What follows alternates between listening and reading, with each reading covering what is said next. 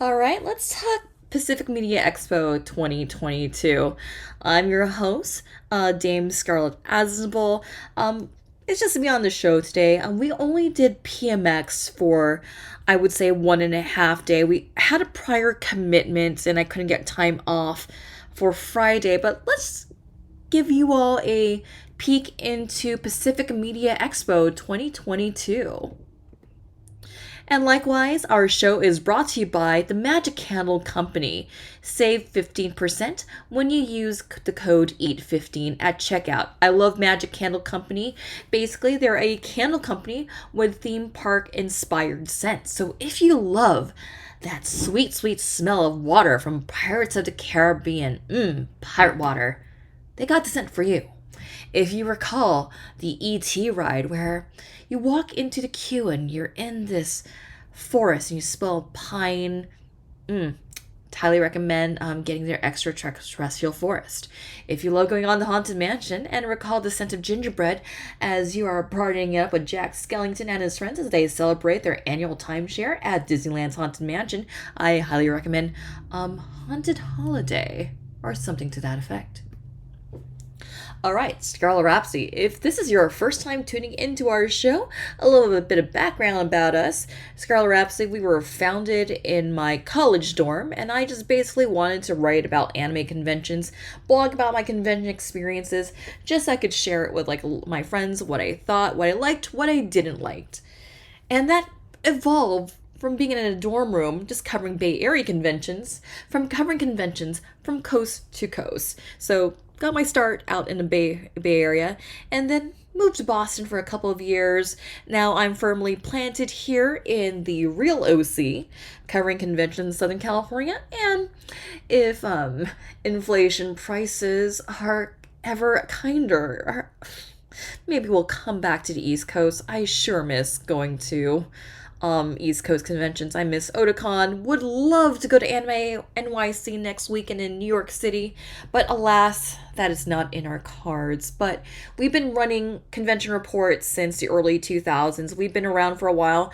Our website is a huge archive of history of anime conventions from my perspective, just attending these events, just talking about them, what was their overall vibe. No true bias, unless it's, well, just my personal experience, but definitely check it out if you're curious to see what was it like back then. What was it like before we had all the things? All right, PMX 2022. I've been going to Pacific Media Expo since 2007. I've been aware of its existence, and PMX, basically, they're run by former Anime Expo staffers with the aim to educate and to celebrate media across the Pacific. So, this also includes Asian American, Japanese culture, Filipino culture, Chinese culture, anything across the Pacific Ocean is a great venue, a great place to celebrate all the cultural things here, which I think is a great concept for a convention because this was born like during the height of Avatar: The Last Airbender series. It was during the time that this convention was born when anime was starting to pick up some mainstream. So it was very nice of former Anime Expo staffers like, hey, this thing is getting huge and it's spilling into like a lot of different facets of pop culture, American pop culture. So let's have a convention that celebrates all the things pop culture across the Pacific. And I like that theme, and I was really happy to finally go in 2007, where, to my, not to really to my surprise, because PMX, their reputation back then was it was the Lolita convention. It was the Lolita prime event in Southern California because you had like all these major designers come out. And nowadays, PMX is a really small convention and it's nowhere to what it used to be back in the day. I remember a couple of my friends saying like a lot of times in the past couple of years they would just be hanging out in the lobby and there's like only very few people at PMX. And that to me just makes me really sad because I really enjoyed going to PMX. I like going to the martial arts demonstrations. I like going to a lot of the celebrity panels. And it's just really made me sad to hear that like it's no longer what it used to be. Now, PMX 2022 prior to PMX 2022, the last PMX I attended was 2015, and I wasn't really too impressed by 2015, but I did attend their online event. They had a couple of online events like during lockdown, and I thoroughly enjoyed those. I ran panels at those online events, and I really appreciate the fact that, like, yay, I get to contribute back to the nerd community. I get to do like a lot of live panels, though we can't really be at conventions all physically together. But PMX 2022, yeah, let's get into that. Attendee wise, I would just say like maybe like less than 500, maybe even lesser than that. It was at the San Gabriel Sheraton, which was a nice hotel, but it's a very small hotel. Um, I liked the lobby. It had this very modern Art Deco kind of feel to it. I liked the hotel bar. I liked the fact there was a Starbucks there. It had a lot of things, good things going for it, but I really feel like the venue is both a strength and weakness of PMX. But we'll go more into that in a few. All right, come on, next button. So, if you're curious about some of the guests that were at PMX this year, they had like a lot of cosplay guests. They have a lot of designer guests. A lot of local designers were present. And top build, you had Kazha, Les Claypool, and his wife Mary Claypool. They even had like a panel going on, and I thought it was I thought like, okay, we had some pretty good guests here. Like my partner's part of Cosplay Wrestling Federation, and he's also top billed here. And my name here is on the second billing paragraph here. Yep, there it is. Yeah, Dame Scarlet Asmal, that's me. I was also very happy to be hosting panels at this convention. We had our Get Into Gunpla panel, which we did run previously at Ronin Expo, kind of as a test run.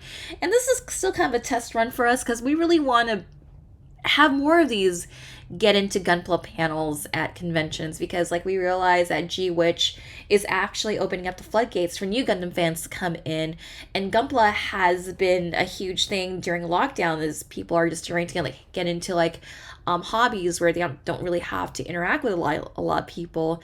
So we were very happy and very privileged to host this panel at PMX. Also, my partner was a part of Cosplay Wrestling Federation, and honestly that was his motivation to go. More on that later. I love this event. If you've never attended Cosplay Wrestling Federation, go do so at your next con. Like I said earlier, I was a cosplay guest at PMX. I was quite surprised because oh wow, it's very rare that I get invited to be a guest at conventions, and this is nice. I was also offered to have a table at the convention, and I declined not to have a table, mainly because I'm the type of person who likes to roam around. I'm the type who feels very limited if they're behind a table the whole time. I need to be up. I need to be meeting people. I need to be doing something. And part of what I'm known for in the cosplay community, again, is going back to that whole archiving the history of convention, having this archive of convention reports, and I kind of feel very limited. I can't really do or cover as much if I'm behind the table. So it was a huge honor for PMX to invite me as a cosplay guest. I didn't run any cosplay panels. I mean, I think it'd been nice to been part of a cosplay Q&A or a round table, but that was at the same time as our Gunpla panels. Cool, I'll talk about robots. Yeah. But again, thank you so much, PMX, for inviting me as a cosplay guest. Very much appreciate it. Would love to do it again. So, as a cosplay guest, where were my costumes at this con? Well, I decided to go as Ningguang from Genshin Impact. Genshin Impact is undeniably one of the biggest fandoms out there overall in pop culture. I love the costumes. I love the characters. So I decided to go as Ningguang. It's very rare that I make an appearance at a convention as Ningguang. And then I also went as Azul Ashencroft.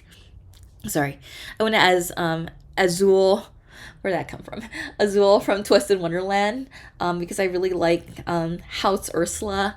And unfortunately, I lost the hat. It was a very flimsy hat that I got from Cos Onsen. So I'm actually in the process of upgrading that fedora.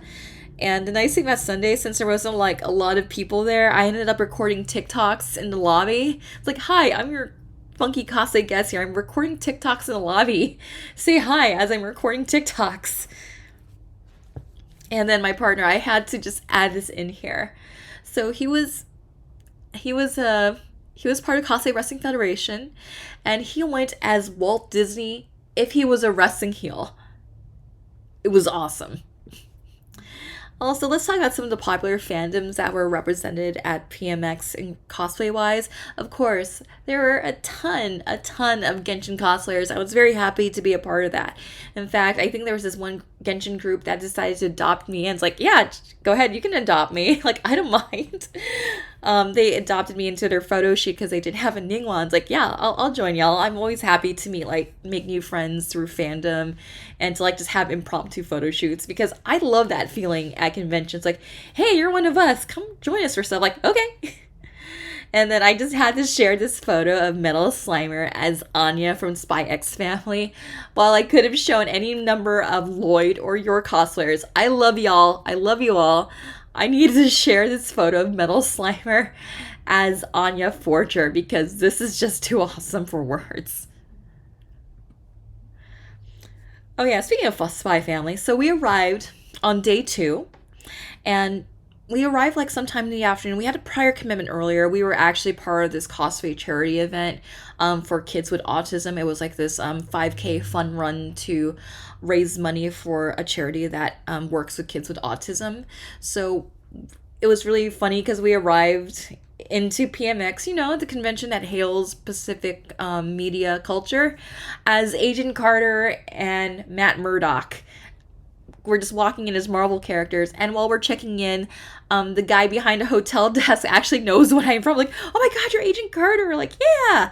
So we just check in, and they immediately just notice us as, like, Marvel characters. Like, no worries, we're gonna be changing into, like, Asian people soon. Asian media people soon.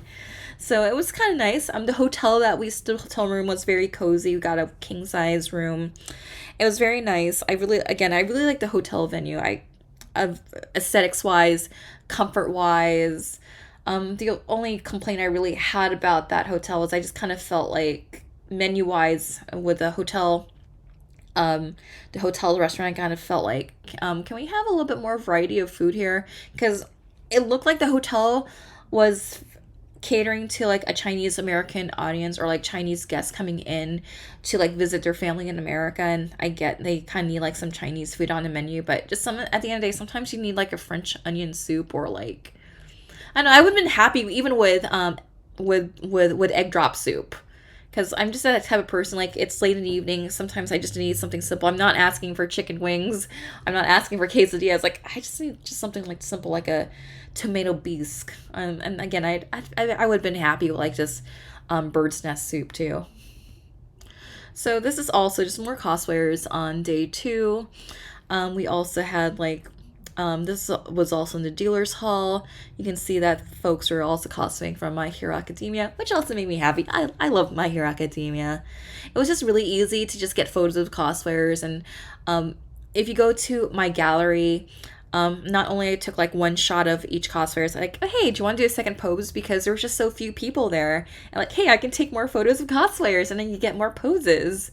Because I really enjoy taking photos of cosplayers at conventions, because I think it's really important to, like, you know, have some documentation of your cosplays and just be acknowledged for whether you make or buy. Like, you're representing your favorite characters, you're representing what you love, and it deserves to be acknowledged. And if I take a photo of you at any conventions that I attend, that we're at a convention together, feel free to use them on your social media. Feel free to edit. You don't have to credit me. This is all you. It's all about you. Also, the other positive thing I found with Pacific Media Expo is they tied in with a lot of Chinese culture. So there was like this section called like the Hanfu section, where you can dress up in Hanfu clothing. There was an educational component to it. You can also hear folks play Chinese instruments, and there were also vendors selling like Chinese inspired Chinese jewelry. And this is just a really nice place to like try on clothes, learn about Chinese culture, and get some photo ops too. So I really like the fact that, like, when it came to PMX in the past, I don't recall them like having some element of Chinese culture, when there's a lot of rich elements to Chinese culture. And being in San Gabriel, like, you're surrounded by Chinese restaurants, Vietnamese restaurants. We even went for hot pot prior to checking in. It's like, oh hey, like it was quite a drive from Long Beach to San Gabriel. Like, want to grab hot pot while we're in the area? Sure. So yeah, day two. I mean, one of the things I've noticed and that I really appreciate at PMX having was like having a section all dedicated to Chinese culture. And also, as I was exploring around the convention, they also had a venue where you could also buy various J fashion or even Asian inspired fashion. So there was this booth that had like vintage kimonos. In the past, PMX, like I mentioned earlier, was known as the premier Lolita convention. Now, I really like how PMX have varietized and expanded like what is Asian fashion, Asian inspired fashion, Asian inspired street style, and let's celebrate all aspects of that. I was very happy to see like known brands like Haenuli, the Korean Lolita brand that is known for like having pop culture prints on their dresses, including old school Winnie the Pooh, Phantom of the Opera. I was just very happy to see them. I was very tempted. I was so close to getting an Empress Cece necklace from them because I am a Empress Cece stan here. And I was very happy to see just kind of like just different garden varieties of fashion represented here. Like it was a very small like vendors market. It probably maybe was like the size of like a hotel bar lounge, which it probably was originally. But I was just very happy to see variety. It was not just like the same thing repeated all over again. Like it actually gave you just some options and choices if you wanted to go into this type of style. Also, we had the cosplay lounge, so I decided to just visit the cosplay lounge. I like the fact that we had I was able to meet just some of my fellow cosplay guests here. My critique of the cosplay lounge is I kind of felt like there needed to be two cosplay lounges. I felt like there needed to be an 18 plus cosplay lounge and an all ages cosplay lounge, because there were cosplayers, and I love you all, just so you know, that were selling hey, I will step on you for $5. I just kind of felt that type of venue, that kind of marketing could have been its own 18 plus kind of lounge. I know Anime Expo, they do a 20 plus lounge. 21 plus lounge. I know some other conventions like Fanime, for example, there's an after hours type of programming. I kind of felt that type of cosplay should have been its own thing, because you had families just kind of coming in just curious about cosplay, and the last thing they want to do is just see a line of thirsty dudes being slapped around. It's okay, what's going on here? And then I also wanted to also chit chat with some of the creator type cosplayers, and it was distracting when a guy is just kind of being pushed into me. It's hey guys, I'm trying to talk here, and I want to meet other cosplayers who are also guests too. So I love all of you. Do your thing, but I just kind of think event-wise, there should have been an 18 plus lounge and then an all ages cosplay lounge. But that's just my opinion, and yeah, I love you all. Also, speaking of cosplay, one of the more popular places to get cosplay photos done was the second floor atrium level. So as you can see here, you had people have their light setups, and they were just taking photos of cosplayers, because they had some bamboo plants here, and they also had a small pool there, and they also had a loungy area where you can just kind of relax and just kind of take a breather. Also, just more photos of the dealer's hall. This is kind of in summary of what the dealer's hall was. You had stuffies, cat ears. You also had some prints.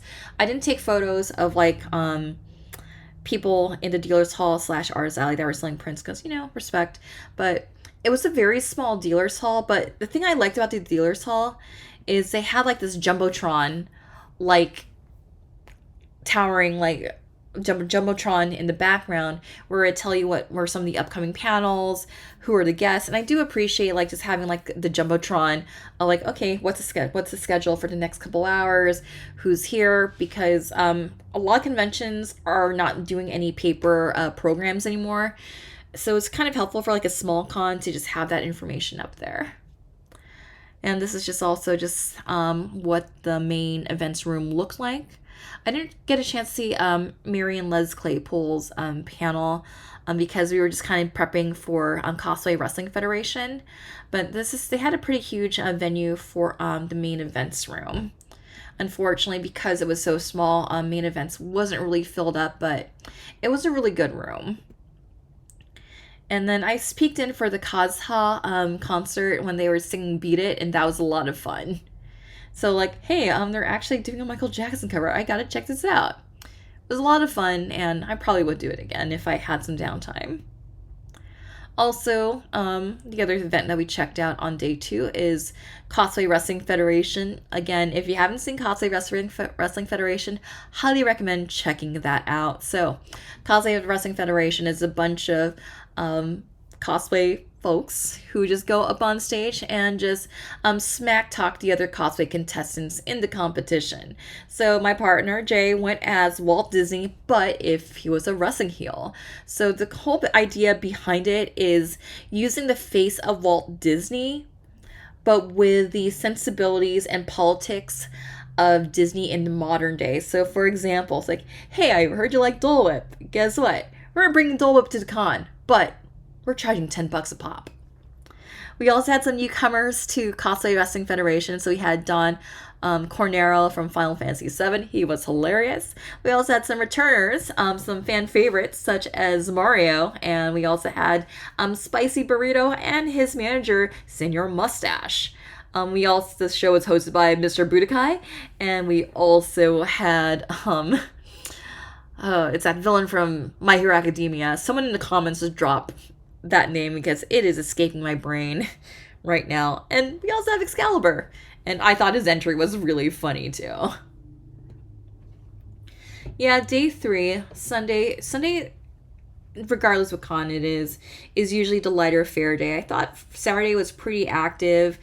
Sunday, by the time it was 2 o'clock, I think we were really ready to pack up. I would love to stay a lot longer, but you can only kill so much time with like doing TikToks in the lobby. Day 3, I also had more time to like check out panels. So just kind of give you an idea of how much I really like the panel rooms and how they were set up.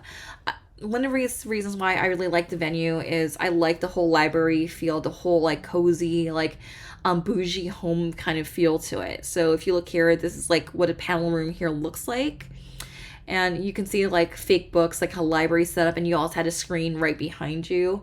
So I really like the setup of this convention center. The only thing that I did not like about the convention venue, the Sheraton in San Gabriel, was limited parking.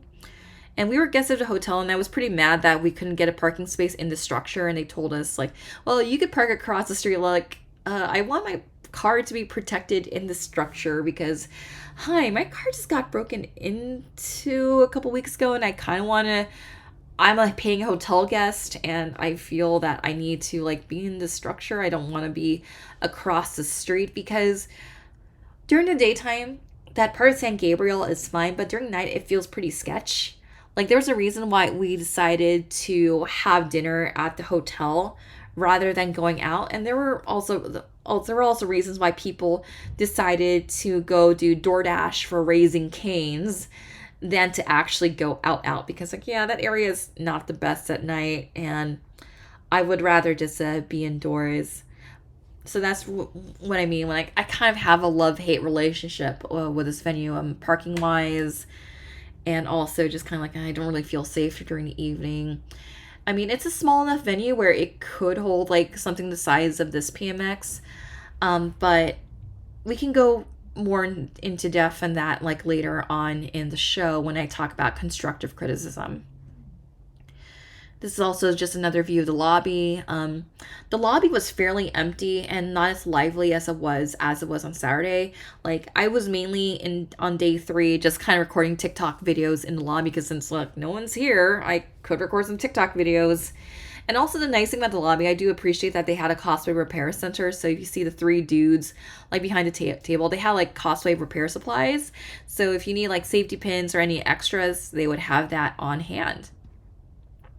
I also checked out my friend's Kingdom Hearts panel, and it was like just this insane Kingdom Hearts panel. So think of it as Kingdom Hearts explained very badly in a PowerPoint, and it was amazing.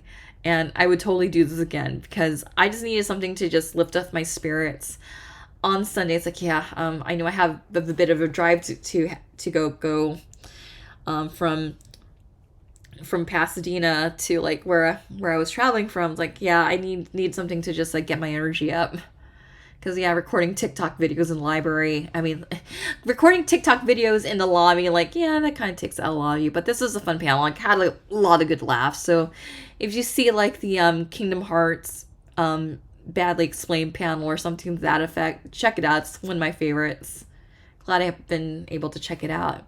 This is another photo of the Hanfu section, that whole like Chinese history, Chinese cultural section. So you can also see here they had like a diorama set where you could also pose in Hanfu and hear some live music.